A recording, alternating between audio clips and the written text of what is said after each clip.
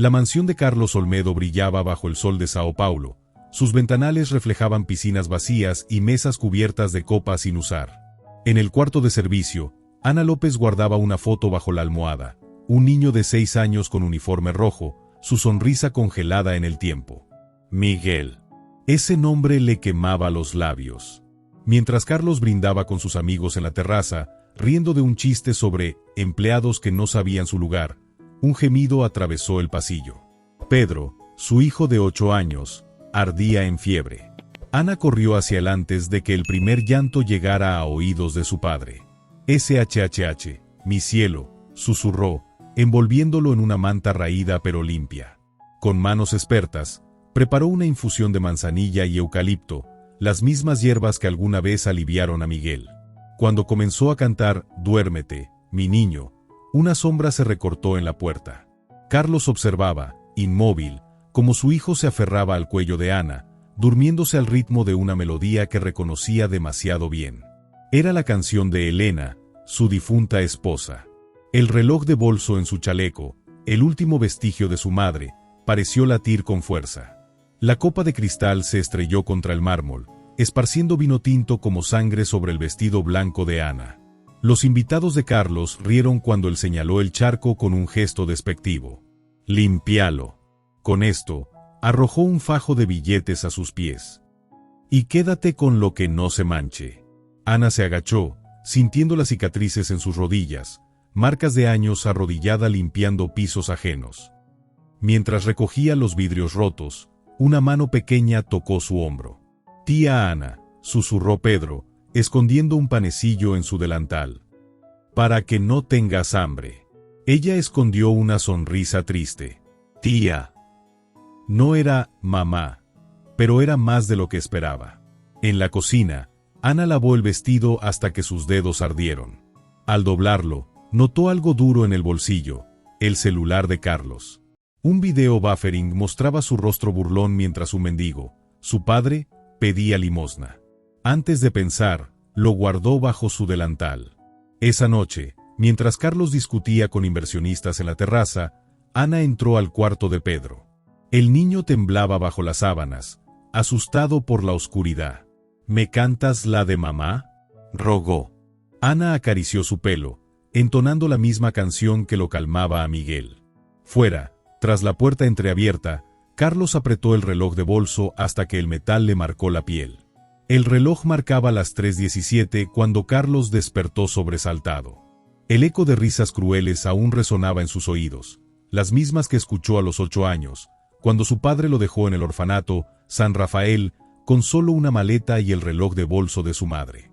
«Aquí no queremos llorones», había escupido el hombre, ajustándose el traje mientras el pequeño Carlos se aferraba a su brazo. «Tu madre era débil. No repitas su error». El recuerdo lo paralizó tan fuerte como la voz aguda que atravesó el pasillo. «Mamá Ana, tuve pesadilla». Carlos se irguió, listo para regañar al niño por llamarla así, pero lo que vio lo detuvo. Ana, con los ojos hinchados de sueño, ya corría hacia el cuarto de Pedro. Sin pensarlo, la siguió. Dentro, Pedro sollozaba abrazado a un osito de peluche. Ana se sentó en la cama y comenzó a acariciarle la espalda con una ternura que a Carlos le resultaba ajena. «Los monstruos no existen, mi cielo», murmuró ella. «Son solo sombras feas que se asustan con la luz». «¿Como el señor de la foto de papá?», preguntó Pedro con inocencia. Carlos sintió un golpe en el pecho. La foto. Aquella donde su padre posaba sonriente frente al orfanato, el mismo día que lo abandonó. Al amanecer, mientras Ana preparaba el desayuno, él irrumpió en la cocina. «¿Qué le dijiste a mi hijo sobre mi familia?», gruñó, arrojando el osito de peluche al suelo. Ana no se inmutó. Recogió el juguete y lo sacudió con suavidad antes de responder, nada que no haya visto en sus pesadillas. Carlos levantó la mano, pero en ese instante, Pedro apareció en el umbral. «¿Por qué rompiste mi cuna, papá?», preguntó, señalando los restos de madera tallada en el rincón. Era el Moisés de Elena, convertido en astillas. Ana se interpuso, recogiendo los pedazos con cuidado. Una esquirla le abrió un corte en la palma, pero ni siquiera parpadeó. La sangre manchó el delantal, dibujando una flor roja sobre el tejido blanco. Carlos retrocedió. Esa imagen, la sangre, la paciencia silenciosa, le recordó demasiado a su madre en el hospital, cosiendo su muñeca rota minutos antes de morir. El rumor se esparció como humo en el club de campo donde Carlos jugaba golf cada martes. Dicen que la empleada te tiene hechizado, soltó Ronaldo, su mejor amigo, lanzando una pelota al aire. Hasta duerme en el cuarto del niño. ¿Qué más hace por las noches? Carlos apretó el palo de golf con fuerza, sintiendo el mismo calor en el rostro que cuando, a los 15 años, los niños del orfanato se burlaban de su única foto familiar. Pero esta vez, en lugar de un puño, usó palabras. Sal de mi casa. Ahora. Esa misma tarde, Leticia, su exesposa, apareció sin avisar. Quería llevar a Pedro de viaje. A Disney, dijo, mientras el niño se escondía tras las piernas de Ana. No puede, mintió Ana con voz calmada. Tiene fiebre. Leticia arqueó una ceja, pero se fue tras dejar un sobre legal, demanda por custodia. En el jardín, mientras Pedro jugaba con una mariposa, Ana observó a Carlos desde la ventana. Él estaba de pie, inmóvil, mirando los papeles legales. Por primera vez, no la culpó. No gritó. Solo suspiró, guardando los documentos en su maletín con un gesto que Ana reconoció demasiado bien, el mismo que ella hacía al esconder las cartas para Miguel. Al anochecer, Leticia llamó furiosa. El niño no está enfermo. Lo vi en el parque con esa mujer. Carlos esperaba sentir rabia. En cambio, sintió algo nuevo, protección. Colgó sin responder y subió las escaleras. En el cuarto de Ana, la encontró remendando el osito de peluche de Pedro. Sus manos temblaban. Artritis, seguramente. ¿Por qué lo hiciste?, preguntó, señalando el teléfono donde Leticia acababa de gritar. Ana no levantó la vista, porque hoy es el cumpleaños de Miguel. Y Pedro quería ver las mariposas que a él le gustaban. Carlos sintió el reloj de bolso pesar como una roca. Sin una palabra, tomó la aguja de Ana y terminó de coser la última puntada. En la cocina, mientras servía agua para su té, el de siempre, con hierbas para el dolor, Ana encontró algo inesperado, una caja pequeña sobre la mesa. Dentro, un frasco de crema para manos y una nota, para las puntadas que faltan. No había firma. La tormenta azotaba los vidrios de la mansión cuando el grito de Pedro atravesó la noche. Ana corrió escaleras arriba, sus pies descalzos dejando marcas húmedas sobre la madera pulida. Encontró al niño retorciéndose en la cama, su piel ardiente como carbón bajo sus palmas. SHHH, mi sol, susurró, envolviéndolo en la manta de lana que había tejido para Miguel años atrás. Con movimientos precisos, preparó el remedio de siempre, té de manzanilla con miel y 3 gotas de extracto de eucalipto. La misma receta que falló con su hijo. Carlos apareció en el umbral, el cabello revuelto, la camisa del pijama desabotonada. ¿Necesitamos un médico?, preguntó, y Ana notó cómo sus dedos se aferraban al marco de la puerta, blancos por la presión. No. Solo tiempo, respondió, humedeciendo un paño con agua de rosas para frotar las sienes del niño.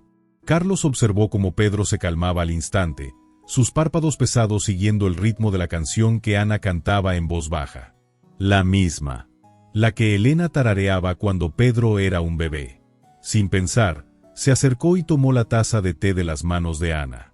Sus dedos ásperos rozaron los suyos, y por primera vez, notó las cicatrices, quemaduras de plancha, cortes de cuchillo, piel agrietada por años de agua caliente.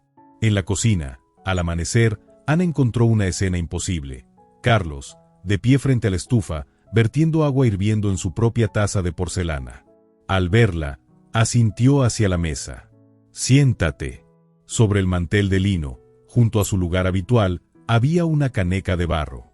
La reconoció al instante, era la que escondía en el armario de la limpieza, su única pertenencia traída de casa. Prefiero esta, mintió Carlos cuando ella miró la fina porcelana con sospecha. Conserva mejor el calor. Ana bebió el café en silencio. Estaba perfecto, sin azúcar, con una pizca de canela. Exactamente como lo tomaba todas las mañanas, cuando nadie la veía. Esa tarde, mientras doblaba la ropa, una nota se deslizó del bolsillo del pijama de Carlos. El pediatra vendrá a las 4. Dile la verdad sobre las hierbas. PD, la caneca es tuya. Como debería haber sido desde el principio. Ana apretó el papel contra su pecho, justo donde el nombre de Miguel latía como una segunda herida.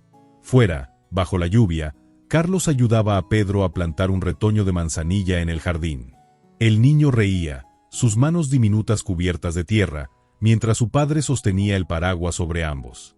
El armario de la lavandería guardaba secretos. Ana los conocía todos. Las camisas que Carlos nunca usaba pero no donaba, los juguetes rotos que Pedro escondía para que no los tiraran, y hoy descubrió algo nuevo. Entre pilas de ropa planchada, el abrigo azul marino de Pedro, el que usaba para los actos escolares, yacía abandonado, con una rasgadura de 15 centímetros en la manga izquierda. Ana sacó su viejo costurero. El hilo rojo brilló entre sus dedos como un faro en la penumbra. El mismo color del uniforme de Miguel.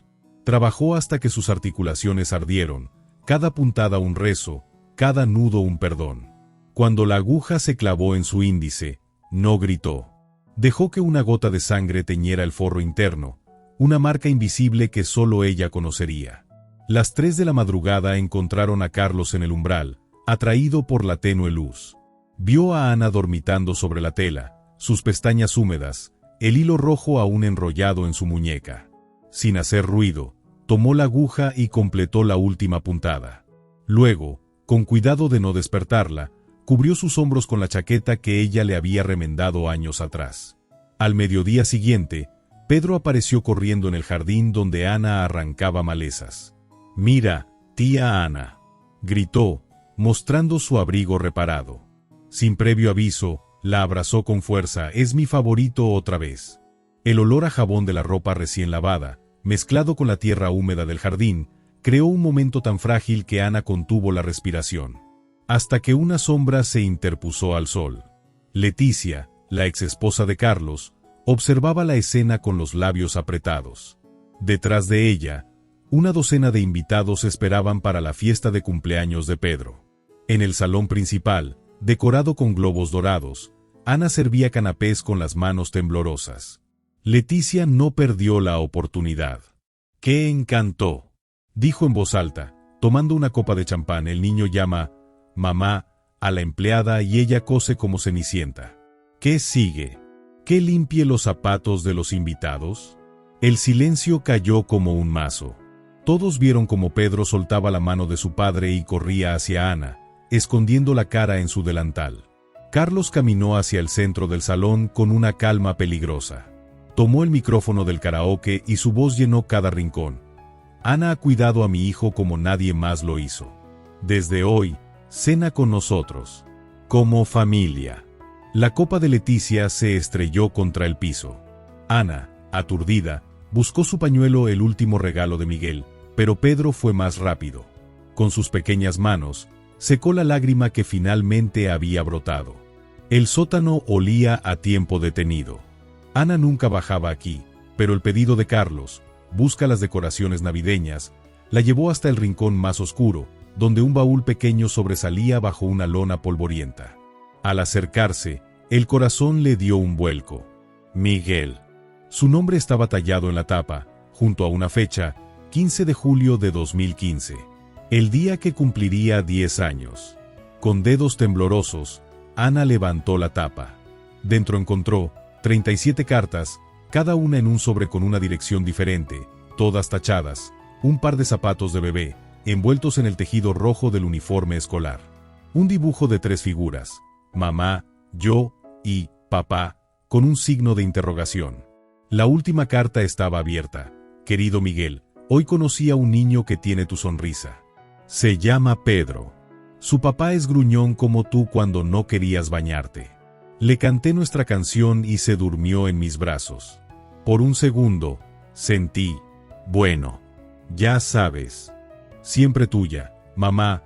Una lágrima cayó sobre el papel cuando una voz la sobresaltó. ¿Era pelirrojo?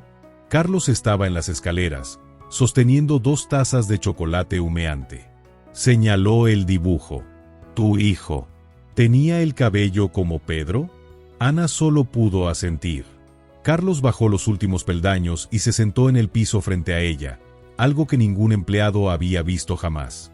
Elena, dijo, pasando un dedo sobre los zapatitos, quería tener más hijos. Después del parto, los doctores dijeron que no podía.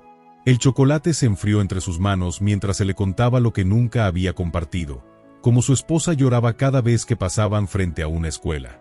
Creo que por eso, susurró Ana, señalando las cartas, Miguel me mandó a Pedro.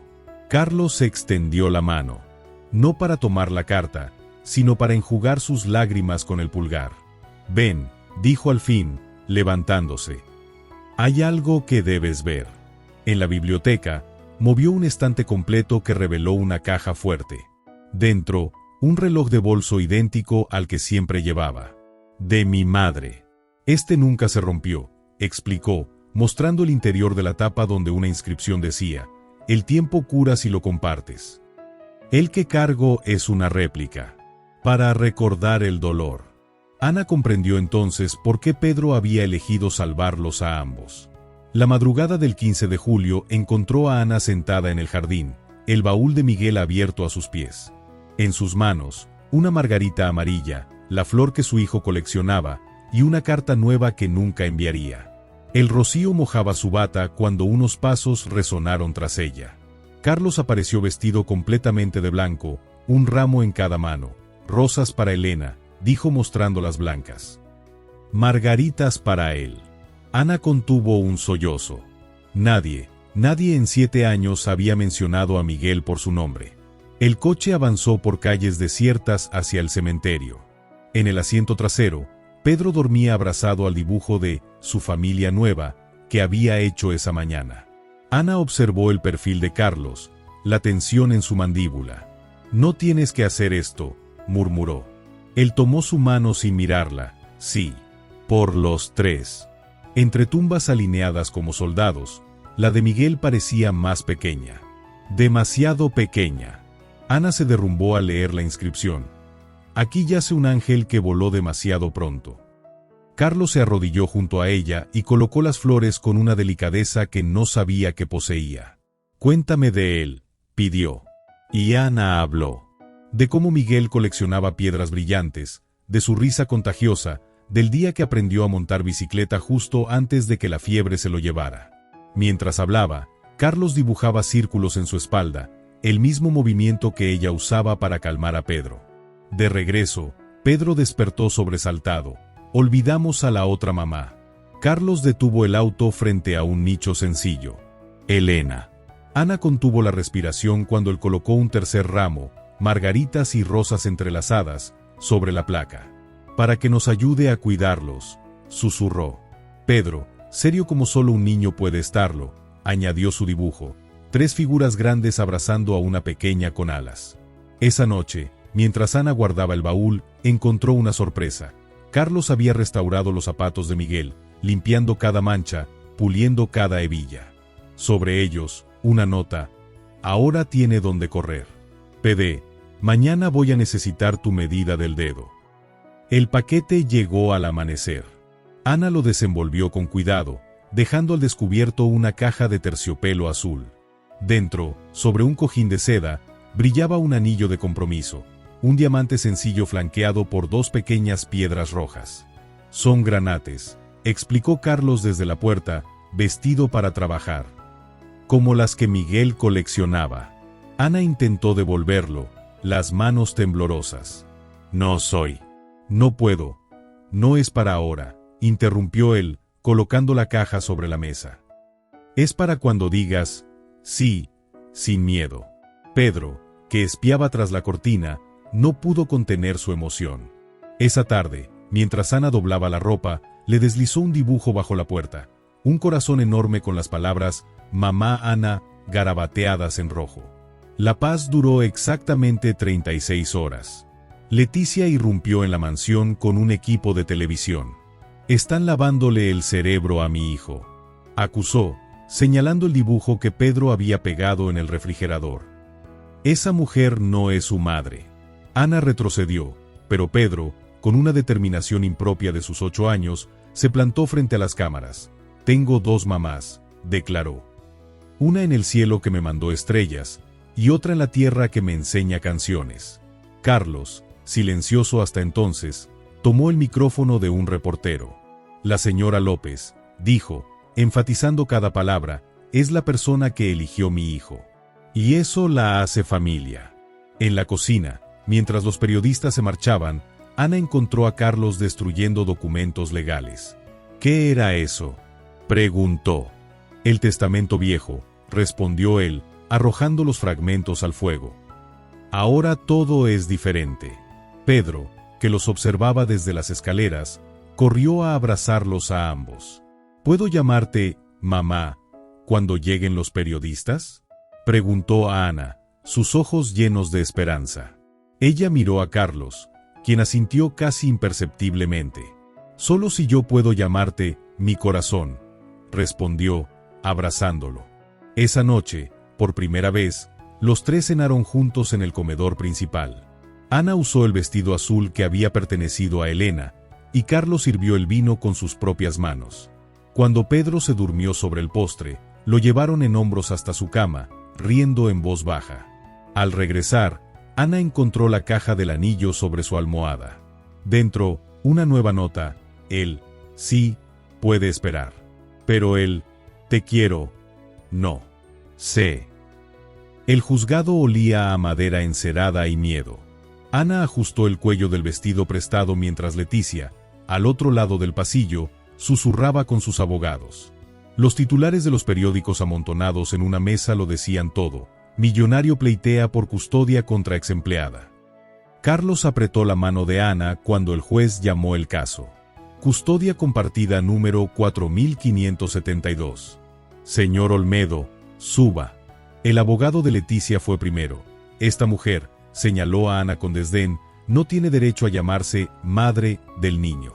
Es una empleada doméstica. Carlos se levantó sin permiso. De su maletín sacó 3 objetos que colocó sobre el estrado: el baúl de Miguel, abierto para mostrar las cartas, el osito de peluche remendado de Pedro. Su reloj de bolso falso. Señoría, dijo con voz clara, Ana López perdió un hijo y aún así salvó al mío. Yo tuve todo y casi lo destruyo. ¿Quién merece más a Pedro? La sorpresa llegó con el abogado de Carlos. Presentó un nuevo testamento. 50% de su fortuna a Ana tutela compartida irrevocable cláusula especial. Si Carlos muere, Pedro solo queda con Leticia si Ana lo aprueba. Leticia gritó, «Está loco. Esa mujer lo hechizó». El juez examinó las pruebas, fotos de Pedro con Ana, videos donde la llamaba mamá, el informe escolar que destacaba su mejora emocional. Cuando levantó la vista, su decisión ya estaba escrita en el rostro. De regreso a casa, Pedro esperaba en la puerta con flores. ¿Ganamos?, preguntó, mirando a los 3 adultos. Carlos lo alzó en brazos. Sí, campeón. Todos ganamos. Esa noche, mientras Ana guardaba los documentos en su habitación, encontró una adición al testamento que no había visto en corte. En caso de mi muerte, la suite principal pasará a llamarse Miguel y Elena. Para que nadie olvide que el amor no entiende de tiempos ni de tumbas. La tos de Pedro resonó como un trueno en el silencio de la madrugada. Ana corrió hacia su habitación y encontró al niño ardiendo en fiebre, su respiración entrecortada recordándole demasiado a los últimos días de Miguel.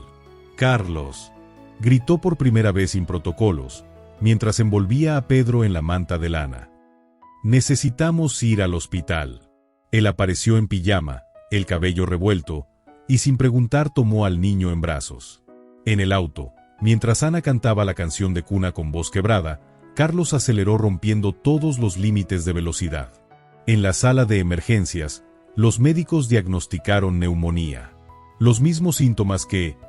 Ana no pudo terminar la frase, sus manos aferradas al uniforme rojo de enfermera que había guardado por 7 años. Carlos la obligó a sentarse y le puso una taza de café en las manos. «Esta historia tendrá final diferente», prometió, limpiando el sudor de Pedro con una ternura que hubiera sido imposible un año atrás. 3 días después, cuando Pedro finalmente abrió los ojos, su primera palabra fue «mamá». Ana rompió en llanto contra el pecho de Carlos, quien la sostuvo sin importarle que los médicos miraran. «Casémonos», susurró él entre sus cabellos. No por papeles, sino porque ya somos familia. Pedro, débil pero despierto, alargó una mano hacia ellos. ¿Puedo llevar el anillo? El amanecer tejió hilos dorados entre las margaritas que Carlos había plantado meses atrás. Ana se vistió en silencio. El vestido blanco de algodón caía sencillo sobre sus hombros, las mangas largas ocultando apenas las cicatrices que ahora eran parte de su historia. Al costurarse cerca del corazón el pequeño retrato de Miguel, notó que sus manos ya no temblaban.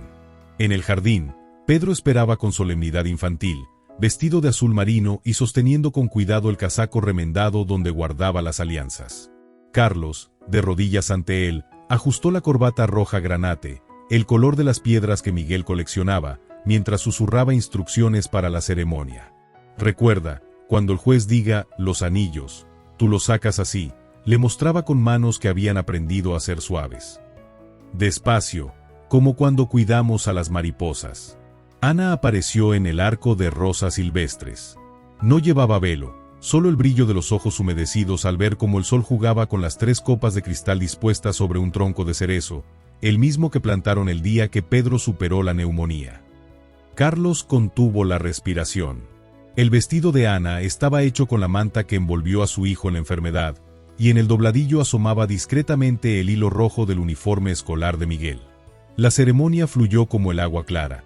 Pedro entregó las alianzas fundidas con el reloj falso y el brazalete de enfermera, sus dedos pequeños temblando de emoción. Carlos leyó sus votos sobre el dibujo arrugado que el niño hizo en el hospital, donde los 3 aparecían bajo un arco iris.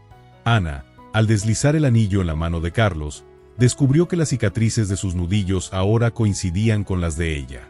«Prometo ser tu lugar seguro», susurró él, sellando el juramento con un beso que sabía a manzanilla y café sin azúcar. Al firmar los papeles, la pluma se detuvo un instante antes de que Ana escribiera «López Olmedo». Carlos añadió debajo, con letra firme, «y familia». El banquete fue un mosaico de todos sus momentos. Las hierbas que Ana usaba para el té crecían ahora en centros de mesa, el pastel llevaba glaseado rojo como el hilo del costurero, y cuando Pedro brindó con jugo de manzana, sus palabras unieron lo que el tiempo había separado, por las mamás que nos miran desde las estrellas, y por las que nos abrazan aquí. Al caer la noche, mientras los invitados se marchaban, Carlos llevó a Ana de la mano hasta la suite principal. La nueva placa en la puerta, Miguel y Elena, brillaba bajo la luz de la luna. Dentro, sobre la repisa de la chimenea, 4 fotografías dialogaban en silencio. La sonrisa de Elena meciendo a Pedro bebé, Miguel con su uniforme escolar impecable, los 3 abrazados en el hospital, y el dibujo nupcial del niño donde todos flotaban bajo un cielo sin nubes. En el jardín, el cerezo joven movía sus ramas al viento. Pedro colgó un letrero tallado en madera de olivo, la misma del baúl, donde se leía, «Aquí crece el amor». Ana sintió entonces la caricia de una brisa cálida que le revolvió el cabello, llevándose consigo el último peso de sus lágrimas no lloradas. Carlos, al verla sonreír, supo que por fin habían aprendido a vivir entre los escombros de lo que perdieron, cultivando flores donde antes solo había cicatrices. Muchas gracias por tu presencia y hasta la próxima.